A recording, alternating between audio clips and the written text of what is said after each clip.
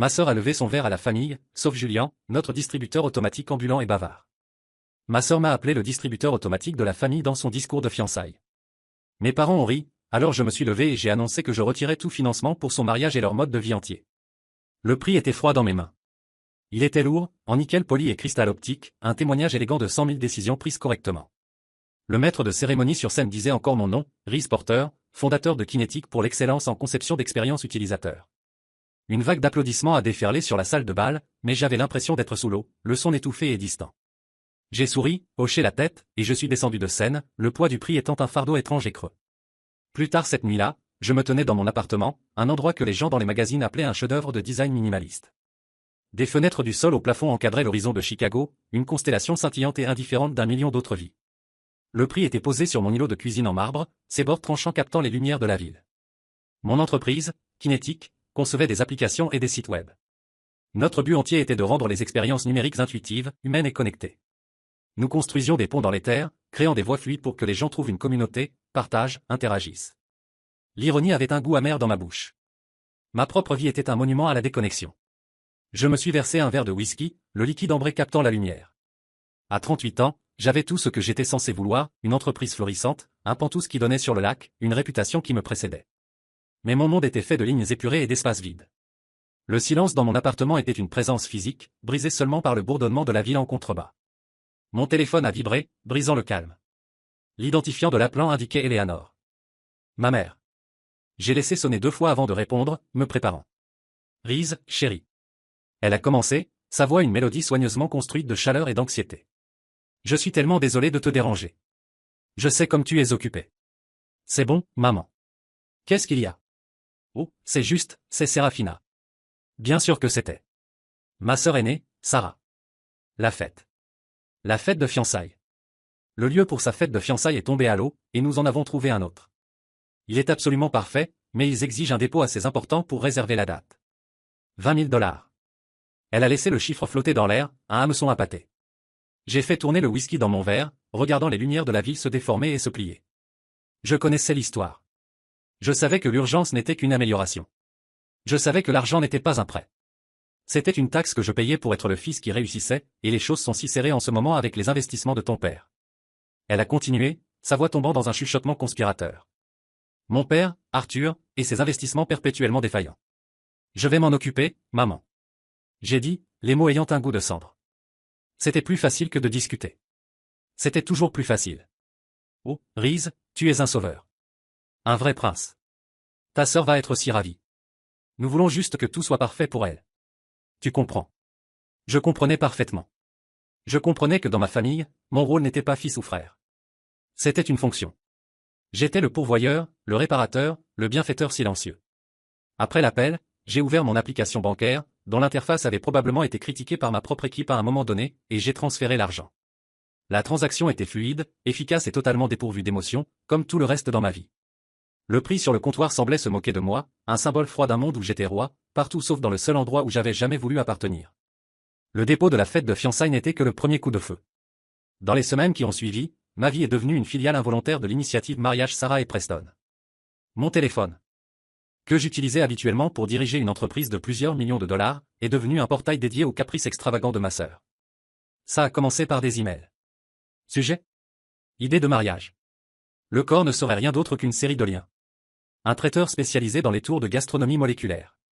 Un fleuriste dont les orchidées étaient apparemment transportées par avion depuis une vallée spécifique et sacrée en Thaïlande. Un quatuor à cordes qui avait joué une fois pour un monarque européen. Il n'y avait jamais de prise attachée, juste l'attente implicite et scintillante que je m'en occuperais. Puis sont venus les textos, toujours de Sarah, toujours haletant et urgent. Oui. Les parents de Preston arrivent en avion. Nous devons réserver la salle à manger privée chez Alinea. Fait que ça arrive. Baiser et câlin. J'ai trouvé la calligraphe la plus divine pour les invitations. Elle s'est formée avec des moines. Évidemment, nous avons besoin d'elle. Les demandes ont commencé à déborder dans ma vie professionnelle. Une tactique de manipulation, si habile qu'elle était presque admirable.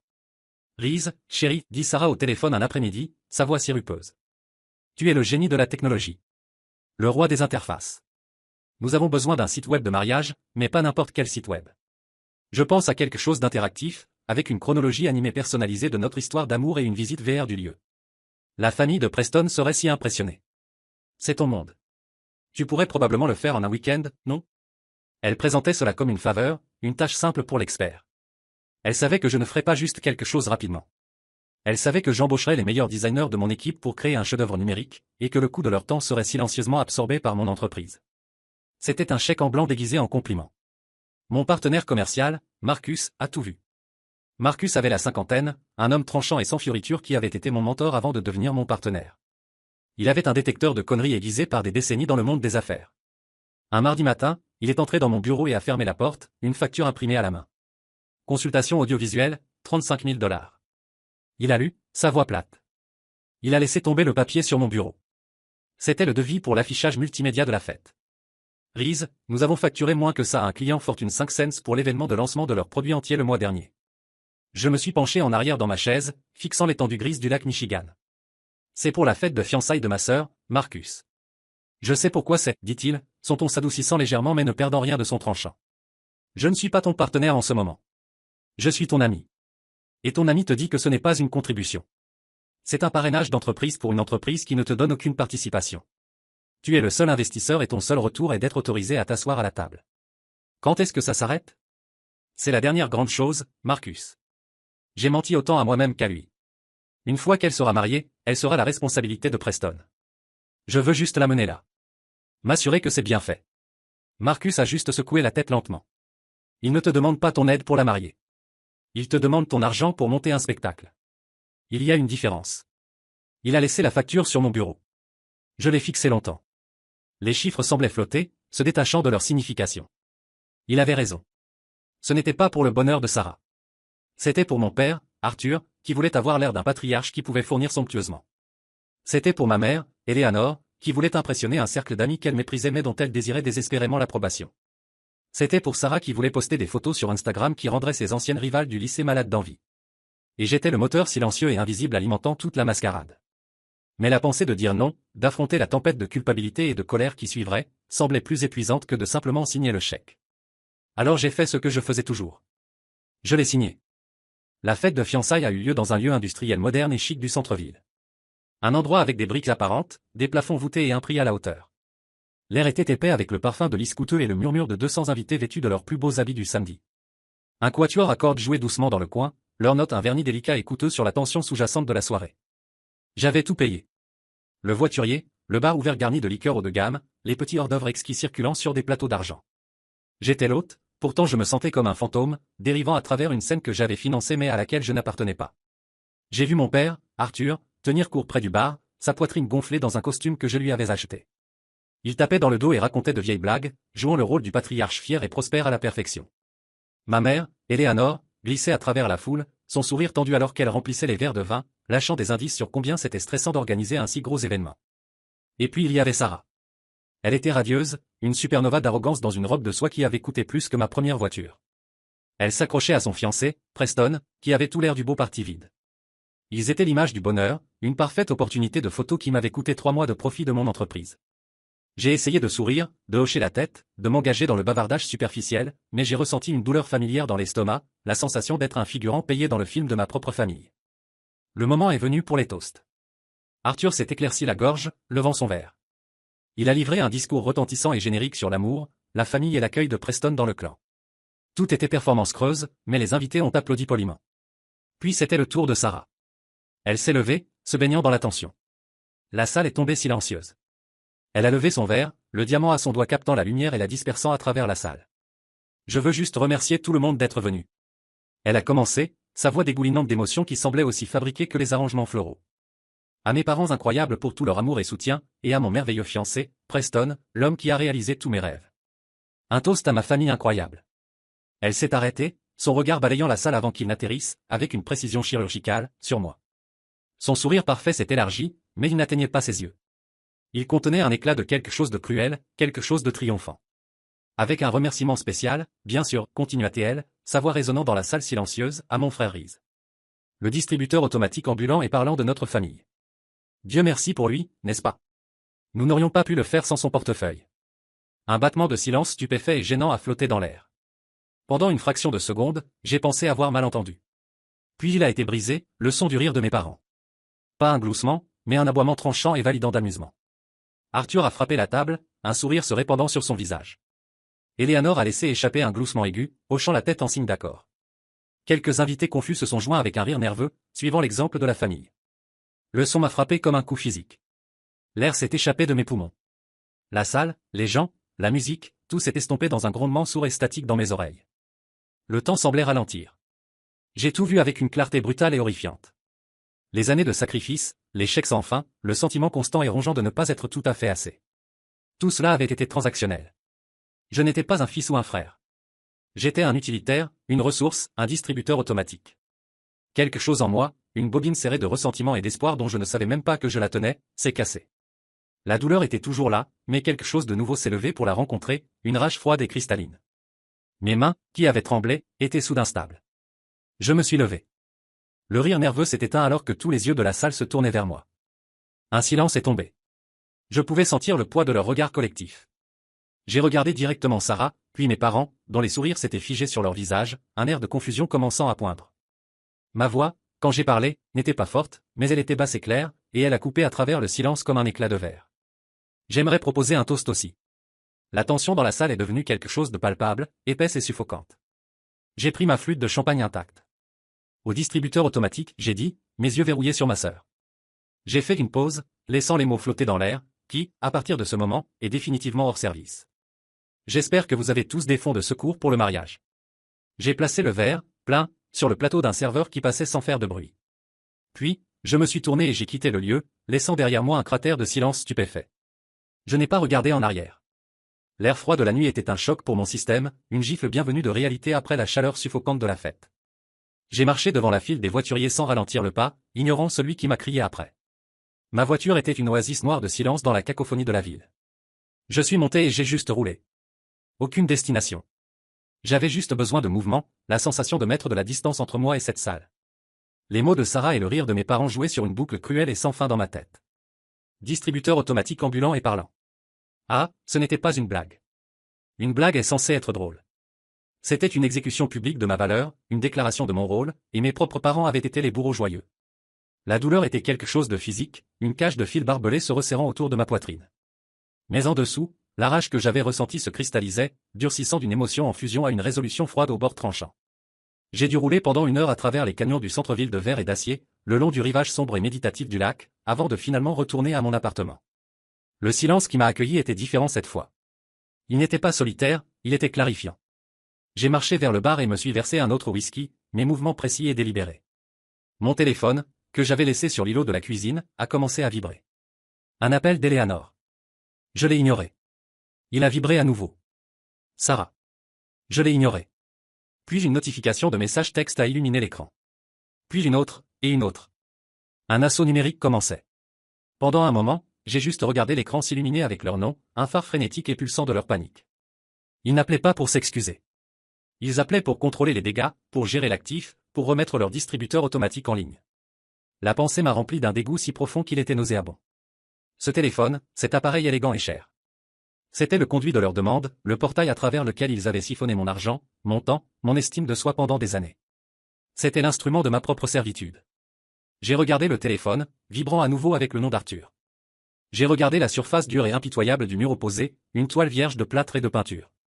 Une impulsion soudaine et violente a déferlé en moi, un besoin primitif de libération physique, d'un acte symbolique qui rendrait la rupture réelle. J'ai pris le téléphone. Ma prise était serrée, le verre lisse et le métal se sentant étrangers dans ma main. Avec un cri guttural qui était arraché d'un endroit de douleur profonde et enterré, je l'ai lancé contre le mur. Le son était choquant de force dans l'appartement silencieux, un crack net et percutant suivi du crépitement du plastique et du verre sur le sol de béton poli. L'écran, maintenant une toile d'araignée de lumière fracturée, a clignoté 1 fois, 2 fois, puis est mort. Le silence est revenu. Je me tenais là, respirant fort, mon cœur martelant contre mes côtes. La violence de l'acte avait été une libération, un moment explosif unique qui avait coupé la laisse numérique qu'ils avaient tenue si longtemps. Fixant les restes brisés de mon téléphone, je n'ai pas ressenti de regret. J'ai ressenti un calme terrifiant et exaltant. La rupture était réelle maintenant, irréversible. J'étais sorti de la fête, et maintenant, j'avais détruit le pont de retour.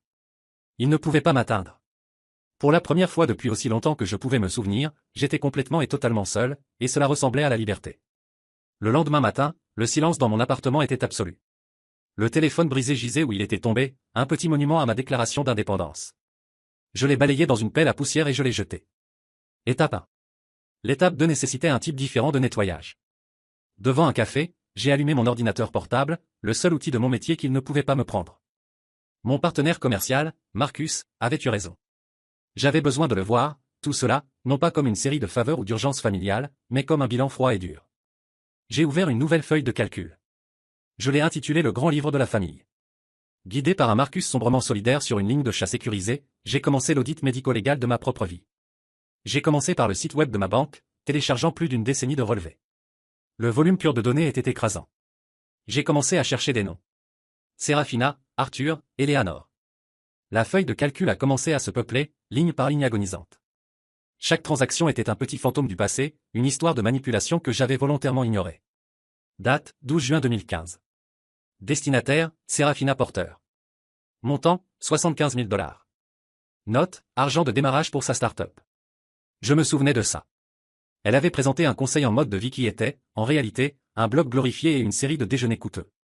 L'entreprise a fermé en 6 mois, mais l'argent n'a plus jamais été mentionné. Date, 22 mars 2017. Destinataire, Arthur Porter. Montant, 40 000 $. Note, couvrir un mauvais investissement. Je me souviens de cet appel téléphonique vivement.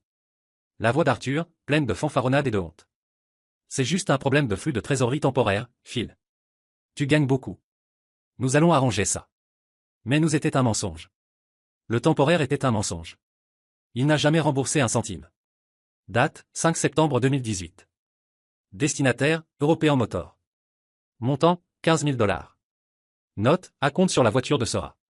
Elle avait pleuré, disant qu'elle avait besoin d'une voiture allemande fiable pour maintenir son image pour son nouveau travail immobilier. J'ai travaillé pendant des jours, alimenté par du café noir et un sentiment croissant de fureur froide. La liste s'allongeait de plus en plus. Frais de scolarité pour le deuxième master de Sora, celui qu'elle n'a jamais terminé. Facture de carte de crédit pour Eleanor, remplie de charges de spa et de boutiques de créateurs. Prêt annuel à 5 chiffres à Arthur qui disparaissait dans l'éther. Des vacances familiales à Hawaï, où j'avais payé les billets de première classe de tout le monde et la suite présidentielle, pendant qu'il se plaignait de la qualité du champagne. J'ai catégorisé les dépenses. Éducation, logement, automobile, renflouement d'entreprise, mode de vie. Chaque colonne était un témoignage de leurs besoins sans fond et de mon désir sans fond de leur approbation. Le processus était écœurant. C'était comme effectuer une autopsie sur mon propre passé, voyant avec un détachement clinique comment je les avais laissés me saigner à blanc. Le contexte émotionnel que j'avais toujours attaché à ces transactions. C'est pour aider, c'est ce que fait la famille, s'est évaporé, ne laissant que les chiffres nus et brutaux. À la fin de la semaine, la feuille de calcul était complète. J'ai fait défiler jusqu'au bas de la colonne des montants et j'ai cliqué sur la fonction somme. Le chiffre qui est apparu à l'écran m'a fait physiquement reculer. 1 127 450 $. Plus d'1 million de dollars. J'ai fixé le chiffre, incapable de le traiter. Ce n'était pas juste de l'argent. C'était une décennie de ma vie. Une décennie de semaines de travail de 60 heures, de vacances ratées, de relations personnelles sacrifiées. C'était le coût de construire mon entreprise versée non pas dans mon propre avenir, mais dans un trou noir de leur sentiment de droit. La nausée que j'ai ressentie n'était pas seulement du montant. C'était de la réalisation naissante et horrifiante que ce n'était pas juste une série de mauvaises limites de ma part. C'était un abus financier systématique et à long terme. Je n'aidais pas ma famille. Je finançais ma propre exploitation. Le grand livre était complet. Ce n'était pas un record de ma générosité. C'était un témoignage de ma cécité. Et maintenant, pour la première fois, mes yeux étaient grands ouverts. La feuille de calcul d'1 million de dollars était un document accablant, mais c'était une histoire de ma propre complicité. La découverte suivante, cependant, était une histoire de vol pur. C'était la découverte qui a fait passer ma quête d'une quête d'autopréservation à une quête de colère juste. En cherchant de vieux documents fiscaux pour faire des références croisées avec mes prêts à mon père, j'ai sorti un vieux disque dur externe d'une boîte de stockage. C'était une relique de mes 20 ans, un morceau de matériel encombrant qui contenait les artefacts numériques de mes années de formation. Je l'ai branché, et après un moment, le disque s'est animé. Je cherchais un dossier intitulé Taxes, mais un autre a attiré mon attention, de grand-père. Mon grand-père, le père d'Arthur, avait été mon héros. Il était un ingénieur électricien silencieux et brillant, un homme fait par lui-même qui voyait le monde comme une série de problèmes fascinants à résoudre. Il était celui qui m'avait acheté mon premier ordinateur, qui m'avait enseigné les bases du codage, qui voyait ma fascination pour la technologie non pas comme un jeu, mais comme un avenir. Il est décédé quand j'avais 23 ans, et le récit de ma famille était qu'il avait laissé derrière lui peu plus que sa pension et quelques souvenirs tendres. Mon cœur martelait dans ma poitrine alors que je double-cliquais sur le dossier. Il était protégé par mot de passe. Sur un coup de tête, j'ai tapé le mot de passe, le numéro de modèle du premier ordinateur qu'il m'avait jamais donné. Le dossier s'est ouvert. À l'intérieur se trouvait une demi-douzaine de documents scannés, lettres, formulaires légaux, relevés de courtage. Le premier était une lettre qui m'était adressée, dans l'écriture araignée et précise de mon grand-père. À mon petit-fils, Reese, commençait-elle, si tu lis ceci, je suis parti. Ne sois pas triste. Sois occupé. Je t'ai regardé avec ces ordinateurs, et je vois l'avenir dans tes yeux. Une entreprise traditionnelle n'est pas pour toi. Tu construiras des choses dans un monde que je ne peux qu'imaginer. Ceci est pour cet avenir. Les documents qui suivaient exposaient tout. Il avait créé un trust pour moi. Ce n'était pas juste de l'argent liquide. C'était un portefeuille soigneusement géré d'actions technologiques, départ précoce dans des entreprises qui étaient maintenant des géants, et un acte pour une petite propriété commerciale dans un quartier en développement. Les documents du trust étaient explicites. Les actifs devaient être détenus jusqu'à mon 25e anniversaire, moment auquel ils seraient utilisés comme argent de démarrage pour la première entreprise technologique de Reese Porter. La valeur totale au moment de sa mort il y a 15 ans était d'un peu plus de 200 000 $. Une fortune pour un jeune de 23 ans. Assez pour démarrer une entreprise sans dette, pour prendre des risques, pour construire un rêve sur des fondations solides. Le document final dans le dossier était un scan d'une chaîne d'emails. C'était d'1 an après la mort de mon grand-père. Les emails étaient entre mes parents, Arthur et Eleanor, et un avocat gérant le trust. Mon sang s'est glacé alors que je lisais. Arthur, le marché est trop volatile. Reese est jeune. Il ne comprend pas ces choses. Nous pensons qu'il vaut mieux liquider le portefeuille et l'investir dans quelque chose de plus stable, comme mon entreprise de construction. C'est ce que son grand-père aurait voulu, soutenir la famille. Avocat, le trust est explicite. Les fonds sont pour l'entreprise de Reese. J'aurais besoin de son consentement écrit exprès pour modifier les termes. Eleanor, Reese est complètement d'accord. Il veut aider son père. Il voit cela comme son devoir. C'est un bon garçon. S'il vous plaît, envoyez-nous juste le formulaire de consentement. Il le signera. Je n'ai jamais vu de formulaire de consentement. On ne m'a jamais dit que le trust existait. Ils avaient menti à l'avocat. Ils avaient falsifié mon consentement ou l'avaient complètement contourné. Ils avaient pris l'héritage de mon grand-père, sa foi en moi, son plan pour mon avenir, et ils l'avaient liquidé. J'ai cherché les dossiers commerciaux de mon père de cette année-là en ligne. Je l'ai trouvé, une nouvelle LLC, financée puis mise en faillite en 2 ans. Ils avaient versé mon héritage dans un des échecs d'Arthur. C'était un type de douleur différent. Ce n'était pas à propos de ma faiblesse ou de mon besoin d'approbation. C'était un acte calculé de vol. Ils n'avaient pas juste pris de l'argent. Ils avaient volé le dernier cadeau de mon grand-père. Ils avaient volé ma longueur d'avance. Ils avaient volé l'avenir qu'il avait envisagé pour moi, tout pour boucher un trou dans leur propre navire qui coulait. La résolution froide que j'avais ressentie avant brûlait maintenant blanc. Ce n'était plus juste question de les couper. C'était question de récupérer un morceau de mon passé volé. Dans le sillage de mon départ numérique, ma famille a fait exactement ce que font les narcissiques acculés. Ils ont lancé une campagne de diffamation. Incapables de m'attaquer directement, ils ont commencé à empoisonner le puits de notre famille élargie, peignant le portrait d'un fils rendu fou par le succès. Le récit, comme je l'ai reconstitué plus tard, était que j'avais eu une dépression nerveuse soudaine et choquante à la fête de fiançailles. Que mon succès m'avait rendu avide et cruel. J'étais maintenant en train de me défouler, essayant de saboter le bonheur de ma sœur par pure jalousie. C'était un chef-d'œuvre de projection, et pour une famille qui valorisait les apparences par-dessus tout, cela s'avérait efficace. Mon téléphone était parti, mais mon email et mes réseaux sociaux étaient encore actifs. J'ai ignoré les messages apaisants, puis exigeants, puis abusifs de mes parents et Sarah. Mais le vrai coup est venu d'une direction inattendue. Mon cousin, Kyle, m'a envoyé un message sur Instagram. Kyle avait quelques années de moins que moi, et nous avions toujours été proches, ou du moins je le pensais. Nous étions les silencieux qui roulions des yeux ensemble aux déclarations bruyantes de mon père pendant les dîners de fête. « Salut mec, j'entends des trucs fous », disait son message, « j'espère que tu vas bien. Maman devient folle. Fais-moi savoir si tu as besoin de parler. Je suis de ton côté. Je suis de ton côté. » Les mots étaient une bouée de sauvetage dans la mer de condamnation dans laquelle je sentais que je me noyais. Désespéré d'avoir un allié, quelqu'un dans la famille qui pourrait voir la vérité, j'ai fait une terrible erreur. Je lui ai fait confiance. J'ai répondu, un long message cathartique déversant une fraction de l'histoire. Je lui ai parlé du drainage financier constant, du commentaire du distributeur automatique, comment j'avais finalement craqué. Je ne lui ai pas donné de chiffres, mais j'ai fait allusion à l'ampleur. Et puis, dans un moment de faiblesse, j'ai mentionné la blessure la plus profonde. Ce n'est pas juste ça, mec. J'ai découvert qu'il m'avait pris quelque chose. Quelque chose que grand-père avait laissé pour moi, il y a des années. Ils me l'ont caché. La réponse de Kyle était immédiate et pleine de ce qui semblait être une indignation juste. Pas possible. C'est insensé. J'ai toujours su qu'oncle Arthur était louche. Ne t'inquiète pas, mec. Ton secret est en sécurité avec moi. Je te soutiens. J'ai ressenti une vague de soulagement. Je n'étais pas complètement seul. 2 jours plus tard, ma tante, la mère de Kyle, a appelé mon numéro de travail. J'ai hésité, Puis j'ai dit à mon assistante de la faire passer, assumant qu'elle appelait pour m'aider. J'avais tort. Reese, je n'ai jamais été si dégoûté de ma vie. Elle a commencé, sa voix stridente de fureur. Penser que tu inventerais de tels mensonges vicieux et délirants sur ton propre père. Dire qu'il t'a volé? Répandre du poison, juste parce que tu es jaloux de ta sœur? Arthur et Eleanor t'ont tout donné, et c'est comme ça que tu les récompenses. Tu es malade. Mon sang s'est transformé en glace. Elle utilisait des phrases, des concepts que je n'avais partagés qu'avec Kyle. Mensonge délirant. T'as volé. Il n'avait pas juste brisé ma confiance. Il avait fait des captures d'écran de ma confession vulnérable et l'avait livrée directement à ses parents, qu'il avait à leur tour utilisé comme munition pour les miens. Il n'avait jamais été un allié. Il avait été un espion, envoyé pour rassembler des renseignements depuis les lignes ennemies. J'ai raccroché le téléphone sans dire un mot. Le sentiment était un nouveau type de dévastation. La trahison de mes parents avait été brutale, mais je l'avais, à un certain niveau, attendu. C'était différent. C'était un couteau silencieux dans le dos de quelqu'un que je pensais être un ami, un frère. C'était mon point le plus bas. Je me suis assis dans mon bureau, la ville scintillant dehors, et je me suis senti totalement et complètement seul. Les voix de ma famille, anciennes et nouvelles, résonnaient dans ma tête. Distributeur automatique. Jaloux. Ingrat. Délirant. Malade. Peut-être qu'ils avaient raison. Peut-être que j'étais le fou. Pendant quelques heures sombres, j'ai presque cru en eux. Juste au moment où j'étais sur le point d'être complètement consumé par l'obscurité, par le poids écrasant de la conspiration contre moi, ma ligne de bureau a sonné à nouveau. J'ai presque dit à mon assistante de l'ignorer, assumant que c'était encore un singe volant dépêché par mes parents.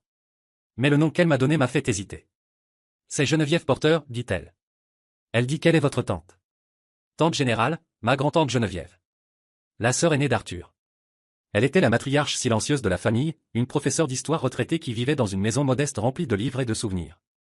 Elle était vive, profondément principielle, et la seule personne dont l'opinion mon père, malgré toute sa fanfaronnade, craignait secrètement.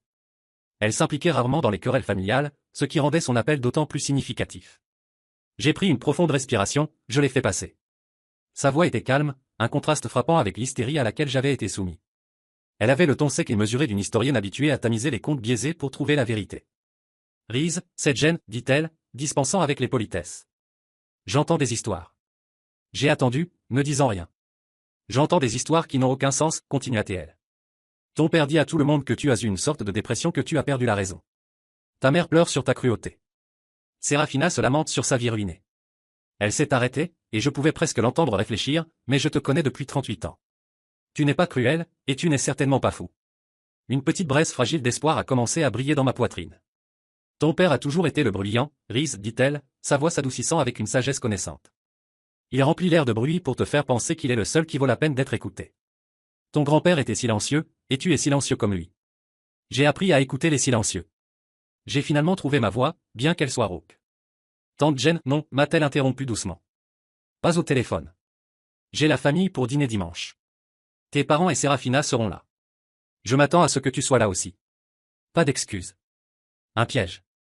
Mon esprit criait que c'était un piège. Une embuscade. Ce n'est pas une embuscade, Reese, dit-elle comme si elle lisait mes pensées. C'est une audience. Ils m'ont dit leur version. Maintenant, je veux entendre la tienne. Tu viendras, et tu apporteras ta vérité, quelle qu'elle soit. La vérité a une façon de se maintenir dans une pièce silencieuse. Elle a raccroché avant que je puisse objecter. Je me suis assis là, ces mots résonnant dans le silence. Apporte ta vérité. Pour la première fois en semaine, j'ai ressenti un sentiment de force. Ce n'était plus une dispute familiale.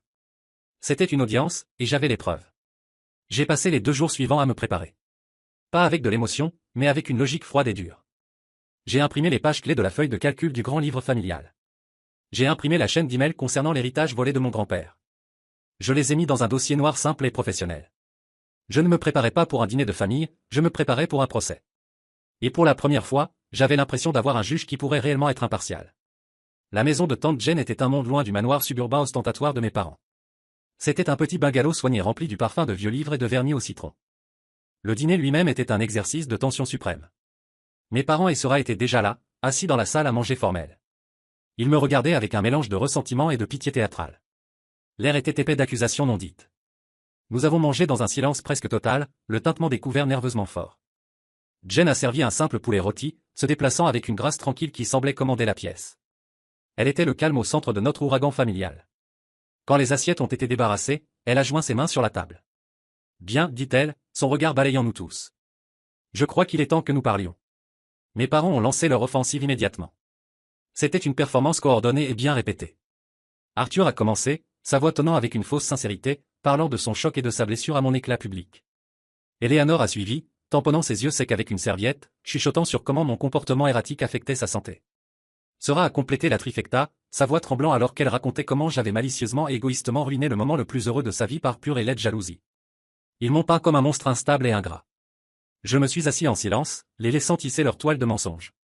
J'ai senti une boule familière monter dans ma gorge, mais je l'ai repoussée. J'ai jeté un coup d'œil à mon dossier noir, assis sur la chaise à côté de moi. Je n'étais pas là pour argumenter. J'étais là pour présenter des preuves. Quand ils ont finalement terminé, un lourd silence est tombé.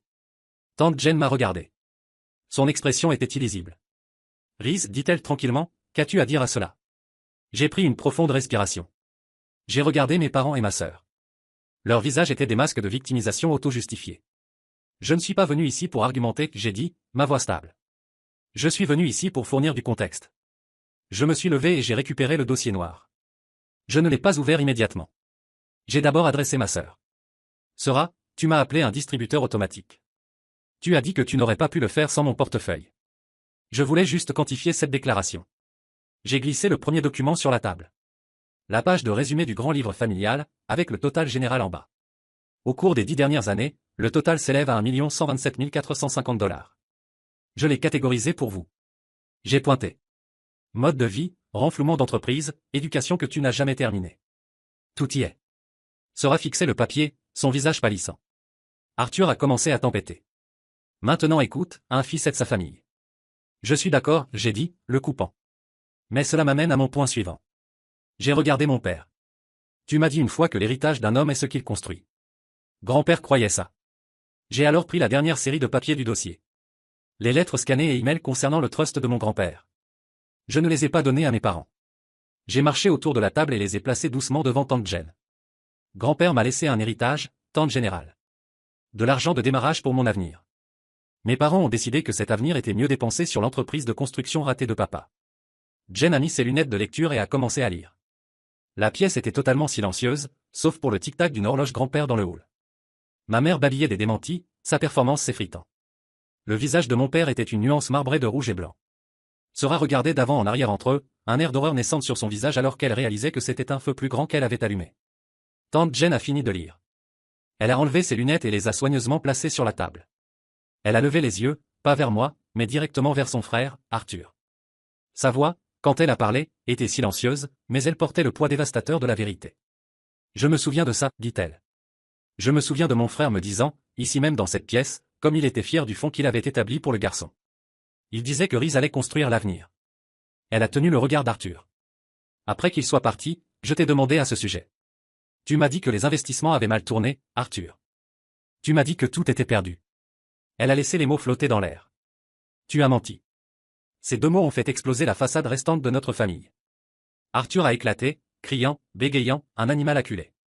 Eleanor a éclaté en sanglots véritables et hystériques. Sora m'a crié dessus. Tu nous as ruinés. Tu as tout ruiné. Le masque familial respectable et parfait avait été brisé en 1000 morceaux, révélant l'avidité laide et saisissante en dessous. Je me suis levé à nouveau. Je n'ai rien de plus à dire. J'ai dit dans le chaos. Les preuves parlent d'elles-mêmes. J'ai regardé mes parents et ma sœur une dernière fois. Il n'y avait aucun remords dans leurs yeux, seulement la rage férale d'être exposé. Je me suis tourné et j'ai quitté la maison, les laissant aux ruines. Je suis sorti de la maison de tante Jane dans l'air frais du soir et j'ai ressenti un sentiment profond de libération. Ce n'était pas le sentiment triomphant de la victoire, mais le sentiment silencieux et propre d'une fièvre qui se brise finalement. La vérité était sortie, témoin de la seule personne dont le jugement il ne pouvait pas rejeter. La bataille était finie. Maintenant venait la rupture. Les retombées ont été immédiates et catastrophiques pour eux. Tante Jane, une femme d'autorité morale silencieuse mais inébranlable, n'a pas gardé l'histoire pour elle. Elle ne faisait pas de commérage, mais quand les parents demandaient pourquoi Arthur et Eleanor étaient soudainement des parias, elle disait la vérité simple et sans phare.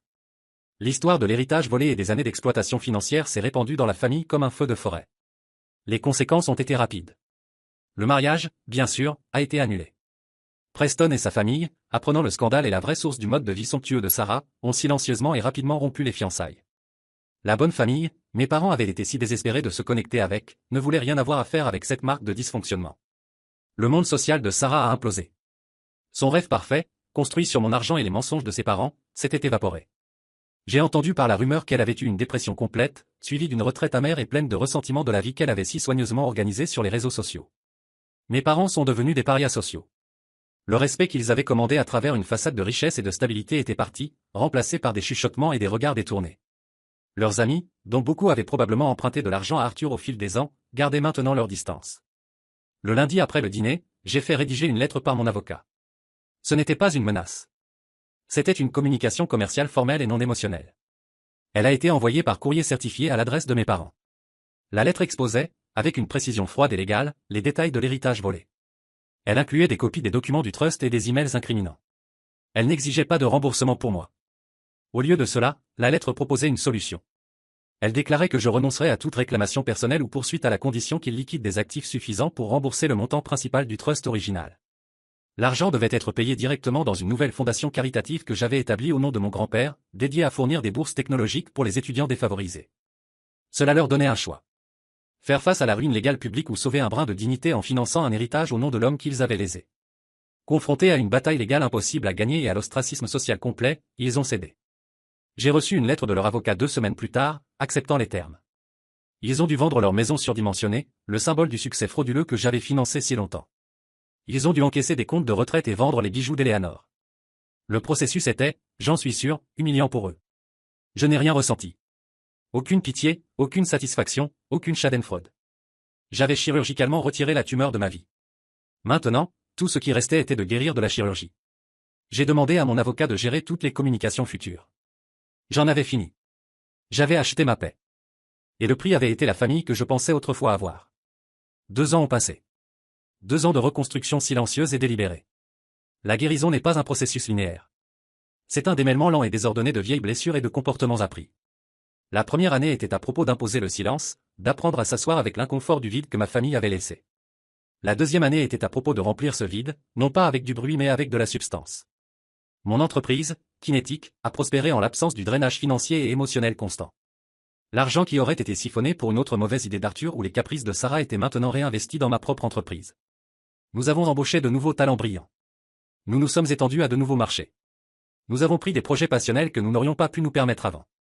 Ma vie professionnelle, autrefois juste un moyen de financer leur vie, est devenue une source de fierté et de créativité véritable. Un après-midi d'automne clair, je me suis trouvé debout dans un centre communautaire nouvellement rénové dans un quartier difficile du côté ouest. L'air sentait la peinture fraîche et les nouveaux commencements. Je regardais un groupe de lycéens déballer de nouveaux ordinateurs flambant neufs dans un laboratoire technologique de pointe. Ils riaient, leurs visages illuminés d'excitation et de possibilités.